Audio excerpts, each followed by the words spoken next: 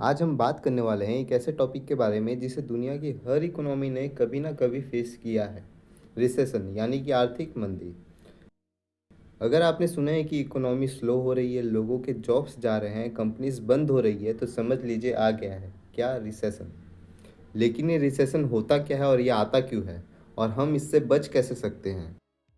आज की इस वीडियो में हम इन्हीं सवालों के जवाब सिंपल एंड ईजी वे में देंगे। अब हम समझेंगे रिसेशन होता क्या है। जब एक देश की इकोनॉमी कंटिन्यूसली 2 या उससे ज़्यादा क्वार्टर्स तक गिरती है, क्वार्टर्स मतलब 3 महीने का समय होता है। मतलब अगर जीडीपी यानी कि ग्रॉस डोमेस्टिक प्रोडक्ट 2 क्वार्टर्स तक कम होती रहे, तो इकोनॉमिस्ट कहते हैं कि देश में रिसेशन आ गया है।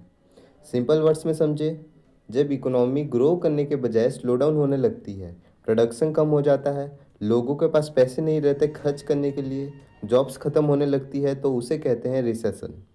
ये एक नेचुरल फेज़ होता है जिसके अंदर कुछ स्टेजेस होती है, जैसे कि growth, boom, slow down and recession. अब सवाल ये उठता है कि रिसेशन आता क्यों है। तो चलिए समझते हैं इसके कुछ मेन रीजंस। हाई इन्फ्लेशन, जब गुड्स या सर्विसेज के दाम बहुत ज़्यादा बढ़ जाते हैं, लोग कम खर्च करने लगते हैं, डिमांड गिरती है और कंपनीज का प्रॉफिट कम हो जाता है। ये रिसेशन को ट्रिगर कर सकता है। हाई इंटरेस्ट रेट्स, जब आरबीआई या सेंट्रल बैंक इंटरेस्ट रेट्स बढ़ा देते हैं इन्फ्लेशन को कंट्रोल करने के लिए, तो लोन्स महंगे हो जाते हैं, कंपनीज और लोग लोन लेना बंद कर देते हैं, बिजनेस इन्वेस्टमेंट कम हो जाती है और इकोनॉमी स्लो हो जाती है।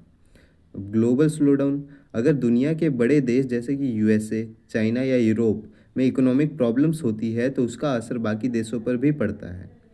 पॉलिटिकल इनस्टेबिलिटी या फिर वॉर, जैसे यूक्रेन रसिया वॉर के बाद ऑयल प्राइसेस बढ़ गए, सप्लाई चेन टूट गई, ये सब रिसेशन लाने के फैक्टर्स होते हैं। पेंडेमिक या नेचुरल डिजास्टर, कोविड-19 ने तो पूरी वर्ल्ड इकोनॉमी को रोक दिया था। उसके बाद हर कंट्री को एक शॉर्ट टर्म रिसेशन फेस करना पड़ा।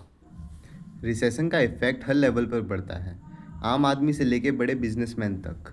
जॉब लॉसेस, कंपनी कॉस्ट बेचने के लिए एम्प्लॉयज़ को निकाल देती है, अनएम्प्लॉयमेंट बढ़ता रहता है, हर घर पर इसका इम्पैक्ट पड़ता है। लो इनकम एंड सेविंग, लोगों की सैलरी कम हो जाती है, बोनस बंद हो जाते हैं और लोग अपने खर्चे कम कर देते हैं। बिजनेस फेलियर, छोटे बिजनेसेस डिमांड की कमी की वजह से बंद हो जाते हैं, स्टार्टअप्स को इन्वेस्टमेंट मिलना मुश्किल हो जाता है। Stock market crash, investors panic करने लगते हैं, शेयर्स बेच देते हैं, मार्केट गिर जाता है। गवर्नमेंट रेवेन्यू घटने लगता है, टैक्स कलेक्शन कम हो जाता है और गवर्नमेंट के पास डेवलपमेंट के लिए पैसे नहीं बचते। हिस्ट्री में कई बार ऐसे बड़े रिसेशंस आए हैं।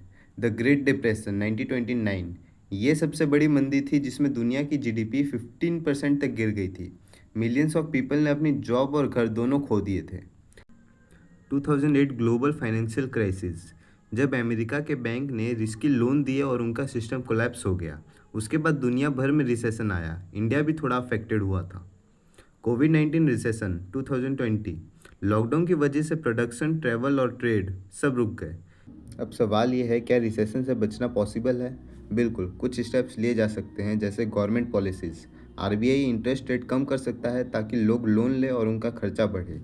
गवर्नमेंट इंफ्रास्ट्रक्चर प्रोजेक्ट में पैसा लगाकर जॉब क्रिएट कर सकती है।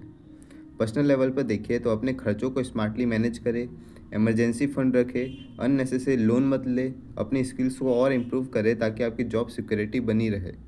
इन्वेस्टर्स पैनिक मत करें, क्योंकि मार्केट शॉर्ट टर्म में ऊपर नीचे होता है लेकिन लॉन्ग टर्म में हमेशा प्रॉफिट देता है। तो दोस्तों, ये थी कहानी रिसेशन की। अगर आपको ये वीडियो ज़रा भी इंफॉर्मेटिव लगी हो तो लाइक, शेयर एंड सब्सक्राइब जरूर करें और कमेंट में बताएं आपके हिसाब से अगला वीडियो किस टॉपिक पर होना चाहिए।